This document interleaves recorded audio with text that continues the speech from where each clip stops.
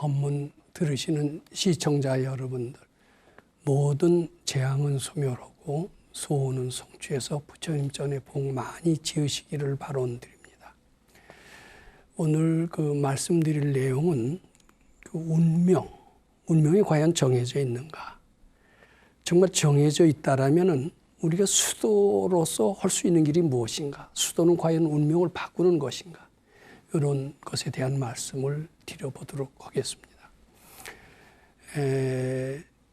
저는 어렸을 때는 제가 노력을 해서 할 수 있으면은 하게 된다. 이런 즉 불가능이라는 것이 없는 것이다라는 것을 한때는 믿은 적이 있었습니다. 근데 나이가 먹고 저는 불가능이 없다라는 생각에서는 점점 자신이 없어졌습니다. 할 수 없는 게 너무나 많았습니다. 그러면서 저는 운명주의자가 됐습니다. 그리고 운명을 개척한다. 운명에 굴복해서는 안 된다. 운명은 좌지우지할 수 있다. 이런 소리를 많이 들었음에도 불구하고 저는 그 말에 대해서 깊이 믿음을 가질 수가 없게 되었습니다. 사람이 태어나서 죽을 때까지 바뀌지 않듯이, 즉 3살 버릇 80까지 가듯이 사람이 바뀔 수 없듯이, 사람이 바뀔 수 없다면 어떻게 운명인들 바뀌겠느냐. 저는 그렇게 믿게 됐습니다. 저는 제 사주가 어떠냐 이런 것을 점쟁이한테 가서 물어본 적은 없습니다. 근데 그 점쟁이의 유명한 점쟁이 이야기는 심심치 않게 많이 들었습니다. 아마 세상에는 유명한 점쟁이가 있었던 것으로 알고 있습니다. 역사적으로는 노스트라담스, 알죠? 미래를 예언해서 정확히 맞췄다라는 노스트라담스 이야기를 많이 알고 있고, 또 가까이에는 유명한 점쟁이, 그것을 점쟁이라고 하면 좀 약간 하대하는 표현이고요. 점잖게 말하면 이인, 달을 이자, 사람인 자, 이인이라는 표현을 많이 씁니다. 그인애들은 몇 살에 출세하고 몇 살에 성공했다가 몇 살이면 기울었다가 몇 살이면 죽는다. 이것을 정확히 예언하는 사람을 저는 만난 적이 있습니다. 역사적으로도 미래일을 정확히 맞히는 사람은 너무나 많았습니다. 노스트라담스 같은 사람도 있습니다만은 아주 실감나는 미래를 예측하는 실감나는 동양의 유명한 이인들이 꽤 있습니다. 사람들은 그 일을 소강절이라고 얘기하기도 하고 단어 스님 같은 경우는 원천강이라고 얘기하는 분들도 있습니다. 미래를 정확히 맞힌 그런 이인입니다. 또 그 일을 이율곡이라고 얘기하는 분들도 있습니다. 그 내용은 비슷합니다. 즉 중국의 이제 원천강, 이게 당나라 사람이고 벼슬을 많이 온 사람입니다. 다 유교 쪽의 사람입니다. 유교 쪽의 사람들도 미래를 정확히 아는 도인 같은 사람들이 아마 있었던 모양이고, 원천강 또는 소강절 또 이율곡 다 유교 학자들이지만은, 즉 불교처럼 마음을 닫지는 않았지만은 마음을 닫고 번뇌망색을 제거해서 부처님의 불성이 드러나서 아는 능력을 발휘하듯이 유교 학자들 중에서도 그런 아는 분들이 많이 있었던 모양입니다. 자, 그 예를 하나 좀 들어봅니다. 아주 실감나는 예고 아마 많이 들으셨을지도 모릅니다. 어느 날 원천강이라고 해도 좋고 소강절이라고 해도 좋고 이율곡이라고 해도 좋습니다. 그분 앞에 아주 좋은 제목감이 왔습니다. 제목감이 와서 이 제목으로 대들보를 짓고 대고를 짓는다면 한 1000년은 갈 것이다. 이 제목은 참 좋은 것이다. 이렇게 딱 생각을 하는 순간 어떤 영감이 딱 떠올랐다는 겁니다. 그것은 미래를 정확히 아는 사람의 영감, 특유한 영감입니다. 두 사람이 죽겠구나. 이런 것을 알았다는 겁니다. 이 두 사람을 살리는 길이 무엇일까? 생각을 했다라는 겁니다. 근데 사람마다 얘기하는 게 틀려요. 단어 스님은 원천강이라고 얘기를 했고, 기록에는 소강절이라고 그렇게 표현이나, 송나라 아주 출세한 사람이고 우리나라의 어떤 또 훌륭한 분은 이율곡이라고도 얘기를 합니다. 두 사람이 죽겠더라는 거예요. 근데 두 사람이 죽는데 이 운명적으로 죽게 됐다는 겁니다. 근데 언제 때 두 사람이냐 하면 자기 구대손 때라는 이야기입니다. 그러니까 한 대를 30년으로 본다면 270년 후의 일을 미리 내다본 겁니다. 270년 후에 두 사람이 죽겠더라. 자기의 구대손이 죽겠더라는 거예요. 이게 운명적으로 그렇게 돼 있다라는 거예요. 근데 이 밝은 이, 지혜로운 이는 그 운명을 바꾸는 어떤 지혜가 있는 모양입니다. 그건 지혜로운 사람만이 할 수가 있는 겁니다. 지혜라는 게 뭡니까? 난제를 해결하는 것을 지혜라고 얘기를 합니다. 두 사람이 죽는 아주 절체절명의 난제인데 이것은 상당히 지혜로운 사람은 그 정답을 줄 수가 있습니다. 미래 270년 후에 두 사람이 죽는 것을 발견한 것도 대단한 지혜지만은 그것을 살릴 수 있는 것도 그 못지않은 대단한 지혜인데 두 사람을 살려야 되겠다. 그래 갖고서는 자기가 이제 그 살리는 방법을 생각한 끝에 이제 뭐라고 글씨를 써서 이게 대대로 자손들한테 물려줘라. 아마 구대손쯤 가면은 무슨 어려운 일이 있을 때 이것을 펴보도록 해라. 뭐 그렇게 유언을 남겼다고 합니다. 그래서 그때 이제 대대로 그 부모님의 유언을 그대로 잘 보존하면서 270년 구대가 이르렀습니다. 구대가 이르렀는데 구대손에 왔을 때 구대손이 억울한 누명으로 이제 큰일 나게 생겼어요. 사형 집행장에 끌려가게 생겼습니다. 그랬더니 구대 선조가 위급할 때 풀어보라라는 그 얘기가 생각이 나서 대대로 전해오는 그 행랑을 풀어봤다라는 겁니다. 이제 풀어봤더니 이것을 그 자기를 죽이려고는 고을에 그 원이죠. 원한테 갖다 죽어라 이런 표현이 써 있어요. 그 내용은 뭔지 모릅니다. 그래서 죽을 때가 됐으니까 이제 살기 위해서 조상부터 내려오는 이제 보물이나 다름없습니다. 이 보물을 그 고을의 원한테 갖다 이제 드리려고 하는 겁니다. 그런데 원천강이나 소강절이나 이율곡은 상당히 벼슬을 많이 한 사람입니다. 지금으로 치면 거의 뭐 장관급의 벼슬을 한 사람이니까 고을의 원은 장관급보다는 한참 아래입니다. 옛날 장관이 내려주는 뭐라고 하니까 앉아서 받을 수가 없었죠. 그래서 딱 일어나서 바깥으로 걸어 나가서 그 원천강이면 원천강, 소강절이면 소강절, 이율곡이면 이율곡, 장관급이 주시는 그 이제 물건을 받으려고 딱 내려가는데 내려가는 순간 앉았던 대들보가 확 무너지는 거예요. 거기 앉았으면 어떻게 돼요? 눌려서 죽는 겁니다. 근데 이제 아찔하는 순간에 살았어요. 살았으면서도 뭐 그 뒤돌아볼 틈이 없이 조상이 주시는 그것이 뭔가 하고 나가서 봤더니 뭐라고 써 있느냐 하면은 구이 암량사 화라 구대손 이렇게 썼어요. 네가 깔려 죽는 것을 살려주노니 나의 구대손을 살려달라 이런 이야기입니다.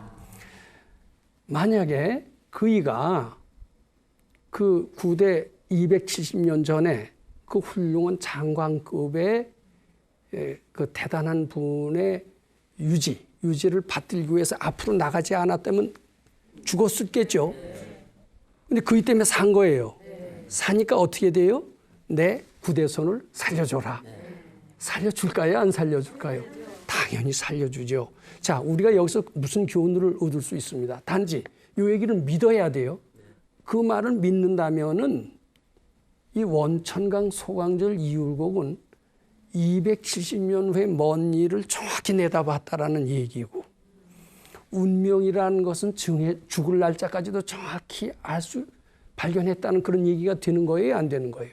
운명이 정해져 있다라는 그런 말에 믿음이 가게끔 하는 이야기임에 틀림없죠.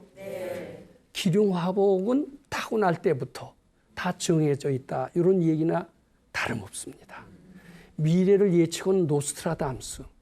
이것은 정해져 있기 때문에 미래를 예측하지 정해져 있지 않다라면 미래를 예측할 수 있겠습니까? 없겠습니까? 없죠. 저는 이 사실에서 운명은 정해져 있다. 기륭화복은 타고날 때부터 정해졌다. 이 사실을 믿게 된 겁니다. 이제 그거 말고도 제가 개인적으로 잘 아는 아주 영적인 사람이 있습니다. 제가 언젠가 이 자리에서 얘기했지만 나라를 움직일 수 있는 큰 인물이 왔어요. 그 연대 찾아왔어요. 얼마 후에 틀림없이 죽겠다는 거예요. 그러니까 총에 맞아서 죽겠다는 거예요. 그래서 조심하셔야 됩니다.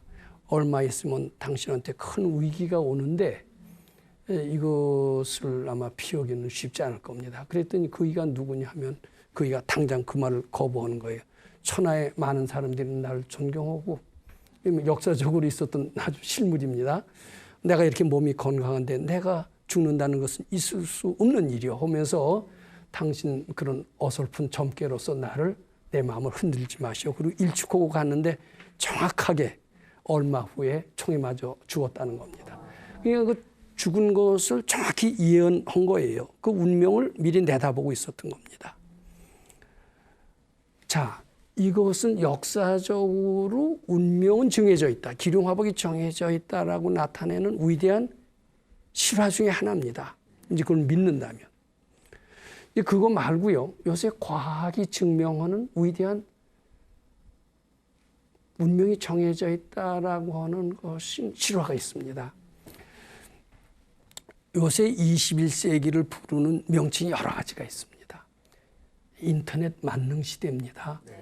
인터넷 혁명 시대라고 부릅니다. 또 인터넷 혁명 시대라고 부르는 것과 동시에 게놈 혁명 시대라는 말을 부르기도 합니다. 게놈이라는 것은 사람 몸속에 유전자라는 것을 가지고 있고 유전자 정보라는 것을 분석을 해보면은 그의 사주팔자를 훤히 알고 있다는 겁니다. 태어날 때부터 그의 피를 한 방울 뽑아요. 뽑으면은 그 피 속에 DNA 유전자 정보를 이 땀에서도 유전자 정보를 각종 유전자 정보를 분석해서 여러 가지 사실을 알아낼 수 있지만 피 속에서는 더 많은 것을 발견해낼 수가 있습니다. 근데 요새 분석 기술이 하도 발달을 해서 그 피를 한 방울 딱 뽑아서 분석을 딱 해보면은 거의 그의 식성, 취미, 소질, 어떤 병에 걸릴 가능성이 있으며 병에 걸릴 시기는 언제며 죽을 날짜까지도 예언할 수 있다는 거예요. 이게 인간의 영역이에요? 신의 영역이에요? 인간의 영역에서 벗어나서 신의 영역으로 들어가는데 그것은 게놈 분석을 통해서 사주팔자를 내다보기 때문에 신의 영역으로 들어갈 수 있다. 이것이 게놈 혁명 시대라는 말이 생기게 된 유래입니다. 자, 지금 원천강 소강절 이율곡의 이야기를 말씀드렸고 또 게놈 혁명 시대에 우리가 유전자 분석으로서 사주팔자를 알 수 있다는 이야기를 했습니다. 이 두 가지 사실에서 운명은 어느 정도 정해져 있다는 말을 우리는 안 믿을래야 안 믿을 수가 없게 되는 시대가 저는 바야흐로 올 것 같습니다. 또 그것보다도 운명을 꼭 믿어야 될 만한 부처님의 가르침이 있습니다. 부처님의 가르침에 의하면은 근데 부처님의 가르침이 아니라 하더라도 지혜 있는 사람은 어느 정도 알 수가 있습니다. 제가 이 자리에서도 많은 말씀을 드렸지만은 기독교에서는 하나님이 창조주라고 하지만 불교에서는 바로 내가 창조주다 이렇게 얘기를 합니다. 내 마음이 모든 것을 만들었다. 유식무경이다. 내 마음이 모든 것을 만들었을 뿐이지 내 마음 이외에 다른 것은 존재하는 것은 없는 것이다. 다 내 마음에 의한 피조물일 뿐이다. 이렇게 얘기를 하고 있습니다. 내 운명도 알고 보면 내가 이미 정해서 가져온 것이다. 우리는 어쩔 수 없이 부모에 의해서 태어난 존재라고 이렇게 생각을 하고 주위 환경에 영향을 받는다고 그렇게 생각을 하고 있지만은 죽을 날짜도 내가 택하는 것이 아니라 어쩔 수 없이 죽게 돼 있어서 죽게 된다 이렇게 생각을 하지만은 사실은 알고 보면 다 자기가 부모도 정해서 왔고 처자도 정해서 왔고 자기의 기륭화복도 자기가 소설 쓰듯이 극본을 쓰듯이 만들어 갖고 왔다. 누가 해준 게 아니다. 자기가 이미 해왔다.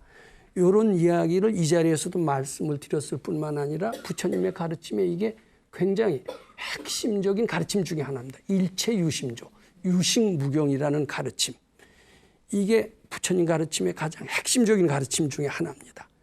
즉 내가 이렇게 운명을 내가 스스로 꾸며갖고 왔다라면은, 내가 정해진 거라면은 그것은 당연히 정해진 것이지,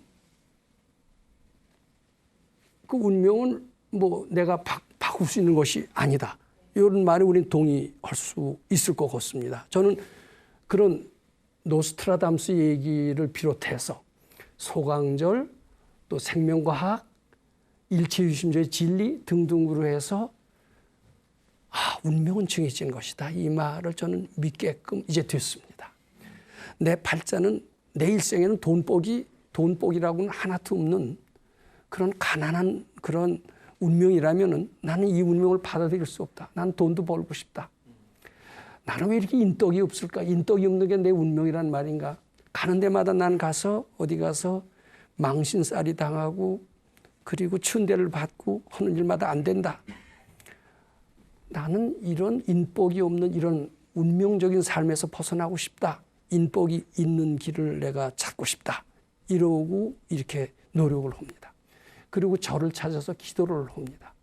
내 팔자에는 아들이 없는데 어떻게 기도를 잘하면 아들을 낳을 수가 있을까? 우리는 그러면서 여러 가지 소원을 이루는 기도를 합니다. 근데 기도를 하다가 딸만 내리놨다가 아들을 낳는 수가 있어요. 그러면 뭐라 그러냐면 나는 운명을 바꿨다. 이렇게 얘기를 하는 수가 있습니다. 근데 밝은 이가 가서 보면, 지혜로운 이가 가서 보면 당신 본래 아들 둘 운이 있어. 아들 둘 운이 있으니까 아들을 낳는 거지. 당신이 기도를 잘해서 운명을 바꿔서 아들을 낳은 게 아니오. 이렇게 얘기를 할 겁니다. 즉 운이 이미 될 것이, 운명적으로 될 것이 되는 것이지 안 될 것이 되는 것은 없다라는 거예요. 그 다음에 이제 우리는 이런 일을 합니다. 저도 이 보이스피싱을 당해서 거액을 날린 적이 있습니다. 적지 않은 돈이 돼서 전 이 자리에서 말씀드리기도 좀 부끄럽고, 게다가 당신처럼 이런 데 와서 강의할 정도로 불교를 돈독히 믿는 사람이 어떻게 그렇게 보이스피싱을 당해서 거액을 날렸느냐, 얘기하기도 부끄러운 일입니다. 근데 보이스피싱 당하기 전에 아침부터 기분이 좀 안 좋더라고요. 기분이 안 좋고 찌뿌두두둑하지만은 저는 그래도 늘 아침부터 일어나서 금강경 읽는 연습이 돼 있었습니다. 오래전부터. 그래 금강경을 읽으면은 찌뿌듯하고 이제 우울한 기분들도 금강경 읽으면은요 차츰차츰 가라앉아요. 가라앉아서 오랫동안 읽다 보면은 제 마음이 아주 편안해집니다. 이제 그날은 어떻게 금강경을 읽는데도 마음은 그렇게 좀 편치가 않더라고요. 이게 오늘 좀 보통 때하고 약간 다르네. 좀 행동을 좀 조심해야 되겠다. 이런 생각을 했습니다. 그리고 조심했습니다. 조심했음에도 불구하고 느닷없이 이제 전화가 걸려왔습니다. 나는 금융감독원의 누구래요. 그때 아마 휴대폰이 있었는지 이제 당신 지금 무슨 저 통장 거래하는데 그 은행에 한번 가보래요. 무슨 일이 생겼대요. 그래서 이제 갔더니 시키는 대로 누르지 않으면 더 큰 손실이 일어날 거래요. 그래서 그 시키는 대로 눌렀어요. 한 번 누르고 이제 두 번 눌렀는데 그때 기분이 이상하더라고요. 당신 누구요? 했더니 전화를 딱 끊는 거예요. 이게 이제 이상하다. 나중에 그걸 봤더니 거액을 날렸어요. 자, 이제 이렇게 되면 이제 제 생각이 그럽니다.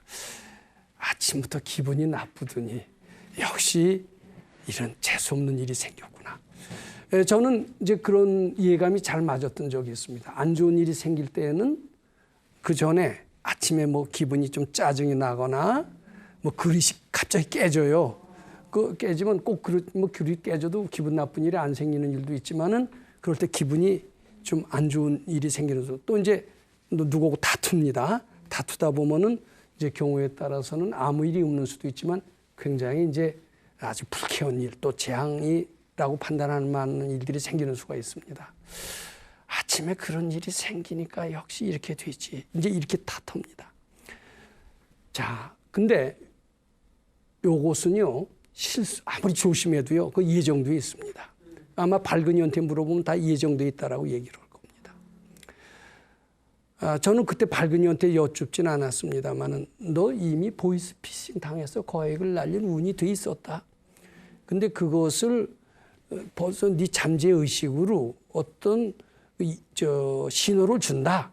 아침에 또 찌뿌듯하지 않았느냐. 그때 좀 더 정신을 차리고 금강경을 잘 읽었었다면은 아마 그런 일이 없었을지도 모르는데 네가 그런 그 불길의 신호를 감지할 수 있을 정도로 그래 지혜롭지는 못했다. 결국은 그 불길의 신호, 불길의 사인을 감지하지 못했던 결과 너는 그런 재앙을 당했는데 그것은 너의 실수라고 하기보다도 이미 예정이 돼 있었던 것이다. 아마 이렇게 해석을 하실 것을 저는 잘 알게끔 이제 됐습니다. 즉 성공과 실패 이런 것들은 타고날 때부터 다 정해져 있다. 심지어는 죽을 날까지 정해져 있다. 또 성공할 때가 어느 때며 내리막길 가는 때가 어느 때인가도 정해져 있다. 즉 내가 어떤 잘못으로 인해서 그런 심각한 결과가 나온다는 것은 아니고 이미 태어날 때부터 그렇게 돼 있다라는 거예요. 자, 그러면은 우리는 이제 이것을 몰랐기에 망정이지 태어날 때부터 이렇게 다 알게 됐다라고 생각하면은 내 노력은 별 효과가 없네 이런 생각을 하게 될까요, 안 될까요? 제가 인류대학을 간 것은 이제 공부 못하던 애가 이제 인류대학에 갔습니다. 그것도 수석으로 합격을 했어요. 그러면 이제 당신은 인류대학에 그것도 수석으로 합격을 했는데 비결이 뭐냐 이렇게 이제 인터뷰가 올까요, 안 올까요? 인터뷰가 오죠. 그리고 자기도 잘난 척하면서 이런 방법으로 공부하면은 인류대학에 들어갈 수가 있고 잘하면 수석도 될 수 있다. 이렇게 아주 자랑 삼아서 이 얘기를 할 겁니다. 그대로 하려고 하는 사람들이 너무나 많을 겁니다. 그대로 한다고 될까요, 안 될까요? 안 돼요. 왜냐하면 이미 타고난 운명대로 인류대학의 수석으로 갈 운이 돼 있어요. 돼 있어서 된 거지 노력을 기가 막히게 해서 된 것은 아니다라는 겁니다. 자, 이 말을 믿습니까? 믿기기 어렵습니까? 참 믿기기 어렵죠. 내가 할 수 있는 것은 아무것도 없다. 이렇게 우리는 생각할 수밖에 없는 겁니다. 자, 여기 칠판에 썼습니다. 운명이 정해져 있는 것이라면은 수도의 역할은 무엇이냐? 수도의 역할은 운명을 바꿀 수 있단 말이냐? 저는 일단 운명이라는 것은 거의 정해져 있다라고 이렇게 믿습니다. 운명은 바꾸기 힘들다라고 이렇게 믿습니다. 운명은 바꿀 수는 있어요. 그런데 바꾸기 전에는 선행돼야 될 그런 조건이 있습니다. 자기가 바뀌어야, 자기가 바꾼다고 해야 운명을 바꿀 수가 있는 겁니다. 왜냐하면 운명은 자기 마음대로 할 수 있는 겁니다. 왜냐하면 나는 일체유심조의 가르침대로, 부처님의 가르침대로 전지전능한 위대한 존재이기 때문에 내 운명도 바꿀 수가 있는 위대한 존재이기 때문에 바꿀 수가 있는 거예요. 잘만 하면. 그런데 사람이 아까도 말씀드렸지만 3살 버릇 8살까지 간다는 얘기가 있듯이 주위에서 젊었을 때 형편없던 사람이 개망난이가 언제 마음 딱 잡고 사람 확 바뀌었던 사람 본 적 있습니까? 없습니까? 거의 없습니다. 좀 마음 잡고 나아졌다 하다가 다시 돌아와요. 따라서 자기를 못 바꾸는 거 아니에요. 자기를 못 바꾸듯이 운명을 바꿀 수 없다. 이런 결론이 나오는 겁니다. 타고난 운명대로 갈 수밖에 없다. 자기가 정해서 왔기 때문에 어차피 타고난 운명대로 갈 수밖에 없다. 단지 운명을 바꾸기를 원하는 사람이 있다면 자기를 먼저 바꿔야 될 것이 아니냐. 이런 우리가 지혜로운 판단을 할 수가 있습니다. 근데 유감스럽게도 자기를 고치는 사람은 거의 없더라. 따라서 운명은 바뀌는 것은 거의 불가능하고 예정된 운명대로 살 수밖에 없다. 이런 결론을 내리게 된 겁니다. 운명이 어떤지 모르게 망정이지, 모르니까 그런 대로 운명을 바꾸거니 하면서 살지, 사실 운명이 정해져 있다라고 이렇게 믿는다면은, 이제 그런 걸 아는 사람이라면은 운명도 바꿀 수 있는 능력도 생길 겁니다. 근데 저는 여기서 예정된 운명으로 산다라면은 거의 사람 몸 받는다라는 것은 아주 쉽지가 않습니다. 제가 지난 시간에도 언젠가 말씀드린 적이 있습니다만, 불가에서는 사람 몸 받기 아주 어렵다라는 그런 이야기가 있습니다. 또 사람 몸 받아서도 불법 만나기 어렵다라는 그런 이야기가 있습니다. 불법 만나서도 선지식 만나서 마음 닦아서 실천하기 어렵다는 얘기가 있습니다. 실천해서도 깨달음을 얻기 어렵다라는 이야기가 있습니다. 제가 언젠가 그 말씀을 안 믿었다가 수도하고 난 뒤에 그 말씀은 확실히 믿게 됐다. 이런 말씀도 드린 적이 있습니다. 거의 사람들은 주어진 운명대로 살 수밖에 없고, 주어진 운명대로 산다라면은 거의 사람 몸 받을 확률은, 금생에는 운 좋게 사람 몸을 받았는지 모릅니다만은 내 생에는 사람 몸 받기 아주 힘들다, 이렇게 생각할 수밖에 없습니다. 사람 몸 잃어버리는 것이 사실이라면, 우리가 내생을 믿는다는 것을 전제로 하는 겁니다. 내생, 전생 다 있다라는 것을 불자라면 당연히 믿어야 됩니다. 그것을 전제로 얘기한다라면 내생에 사람 몸 받기 힘들다는 이야기는 굉장히 우울한 이야기가 되는 겁니다. 사랑하는 부모 형제가 사람이 아닌 축생이 되었다. 내생에 축생이 되어서 서로 못 알아본다. 얼마나 슬프고 딱하고 안 된 일입니까? 자, 여기에 수도의 필요성이 있습니다. 저는 수도는 운명을 바꿀 수 있는 유일한 탈출구다라고 감히 말씀을 드리고자 합니다. 운명은 정해져 있다라는 이야기를 제가 노스트라담스에서부터 시작을 해서 소강절 선생, 또 생명과학의 이야기, 또 일체유심주의 진리를 통해서 말씀드렸습니다. 이제 그렇게 하고 운명이 정해져 있다라고 얘기를 한다라면은 서론만 얘기하고 결론이 없는 논문과도 똑같습니다. 그런 얘기는 할 필요가 없죠. 우리가 그 대안을 얘기할 수 있어야 됩니다. 근데 수도라는 것은 무엇이며, 수도의 본질이 무엇이길래 운명을 바꿀 수 있는 것인가, 이것을 우리가 일단 이해를 해야 됩니다. 즉, 자기 마음이 운명을 만든다라는 것은 일체유심조의 진리에 의해서 성립이 된다라는 이야기를 제가 여러 번에 걸쳐서 말씀드린 적이 있었습니다. 근데 자기 마음, 여기서 마음이라고 했지만 그 마음은 우리 겉으로 느끼는, 분별하는 이 마음이 아닙니다. 속마음이 자기 운명을 만든다는 겁니다. 자기는 출세하고 싶어요. 부귀영화를 누리고 싶어요. 근데 속마음은 나는 부귀영화는 거리가 멀다. 그리고 중얼거리고 있는 수가 있습니다. 자, 그렇다면은 그 사람은 부귀영화하고는 영원히 거리가 먼 사람이 될 겁니다. 자, 우리 고등학교 수험생이라고 생각해 봅니다. 다른 사람이 다 부려오는 인류대학을 자기는 가고 싶어 합니다. 그리고 겉으로 해도 자기는 자신 있는 것 같습니다. 왜냐하면은 성적이 아주 좋았고 전국적인 모의고사를 쳤어도 항상 상위 0.01% 안에 들었다. 그럼 겉으로는 자신이 있습니다. 근데 자기 겉으로의 자신이 있는 것과 속으로까지 자신 있는 것이 동일합니까? 동일하지 않은 수가 너무나 많습니까? 근데 속으로는 어쩐지 자신이 없는 이런 수는 있는 것 같습니다. 즉 겉마음하고 속마음하고는 전혀 동일하지가 않아요. 우리 옛 속담에도 10길 물속은 알아도 한 길 사람 속은 모른다는 얘기가 있죠.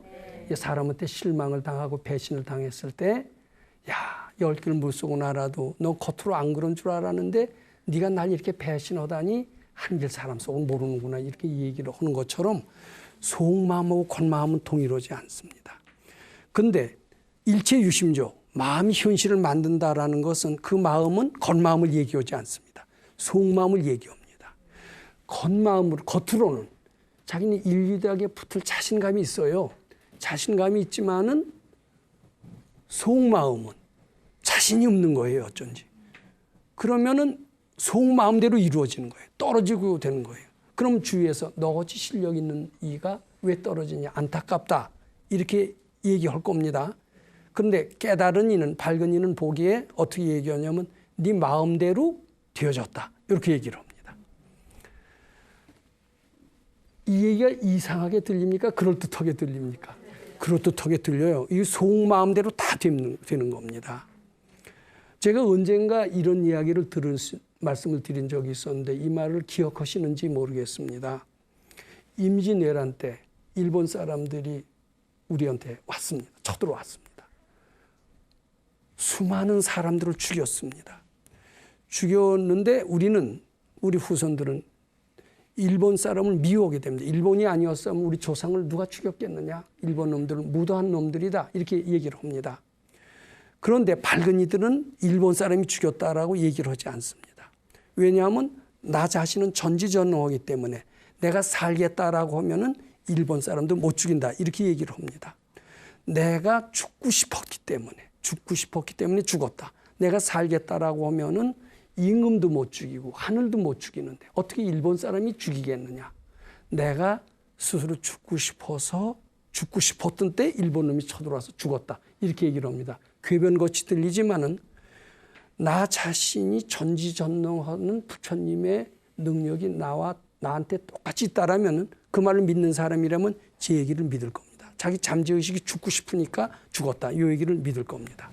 자, 그러면 운명도 내 잠재의식이 바꾸려고 하면은 바꿔지는 거예요. 내 잠재의식이 겉으로는 바꾸고 싶어도 나는 돈복이 없는 팔자다, 인덕이 없는 팔자다, 이것을 바꾸고 싶다, 돈복도 있고 싶고 인덕도 있고 싶다, 겉으로는 이렇게 원해도 잘 안 되는 것은 이 현실은 겉마음대로 되질 않습니다. 무엇대로 돼요? 속마음대로 되는 겁니다. 그러면 수도라는 것은 무엇이냐면 속마음을 겉마음 하는 대로 따라서 하는 게 바로 수도라는 겁니다. 또 한층 더 나아가서 속마음을 완전히 없이 만드는 것도 수도다, 이렇게 말씀드리고 싶습니다.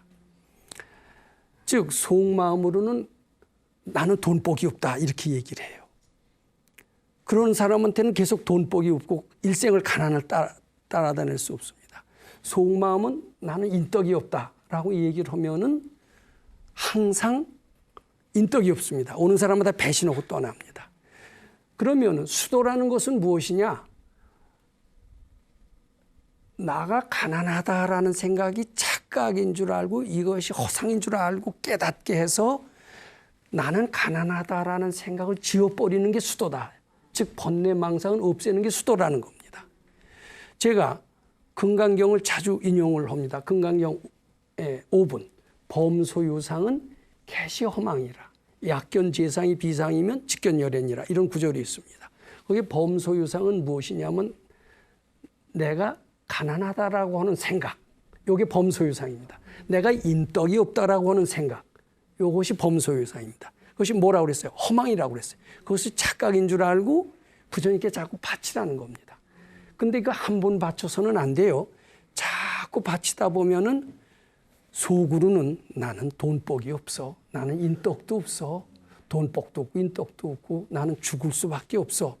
이제 그의 팔자는 점점 비참해지고 가련해질 수밖에 없습니다. 왜냐하면 속마음이 그렇게 중얼중얼대고 있으니까 그런 식으로 그의 운명은 갈 수밖에 없고 그것은 이미 예정돼 있었던 것인지도 모릅니다. 근데 우리 수도라는 것을 만나서 그것도 수도만 무조건 하면 안 됩니다. 밝은 선지식은 금강경식으로 운명을 바꿀 수 있는 길을 제시해 줍니다. 네 속으로 가난하다, 인덕이 없다라고는 그 생각을 착각인 줄 알고 허상인 줄 알고 네 마음속에서 지워버려라, 소멸해라. 그럼 그게 없어지면서 부처님의 광명이 들어오리라. 대자유가 들어오리라. 너 자신이 완전히 네 아상이 본래 없는 것을 알아라. 그렇게 되면 부처님이 어때? 큰 부자예요. 부처님이 인덕도 있어요. 그래서 마음속에서 가난하다 그리고 인덕이 없다라는 생각을 범소유산 개셔망 자꾸 소멸해서 없앤다면은 이제 우리식으로는 부처님께 바쳐서 소멸한다라면은 부처님처럼 큰 부자가 되고 부처님처럼 많은 사람이 존경을 받는 그런 존재로 스스로 생각하게 됩니다. 속마음이 그렇게 깨치게 됩니다. 그러면서 내 팔자는 바뀔 수가 있죠. 근데 그렇게 속마음이 그렇게 인정할 때까지, 속마음이 스스로 부처다라고 느낄 때까지 되려면은 조건이 있습니다. 반드시 그것을 아는 올바른 지도자한테 지도를 받아야 됩니다. 그리고 일정한 시간이 필요할까요? 안 필요할까요? 그 두 조건이 갖춰진다라면은 자기 속에 가난하다라는 운명, 인덕이 없다라는 운명에서 벗어날 수가 있게 된 겁니다. 즉 수도의 뜻은 무엇이냐? 근데 수도는 반드시 선지식을 만나야 되는 조건이 있습니다. 그래야 올바르게 문제점을 파악할 수가 있고 파악하는 방법을 제대로 일러줄 수 있기 때문입니다. 그것을 올바른 지도자라고 하기도 하고 선지식이라고 하기도 합니다. 선지식을 만나야 되는 조건이 있고 그것을 그대로 실천하는데 일정한 시간이 필요하다라는 겁니다. 그 시간이 적어도 3년이라는 거예요. 근데 그렇게 3년을 제대로 선지식 만나서 3년을 실천하는 사람이 사실은 좀 드물지 않겠어요?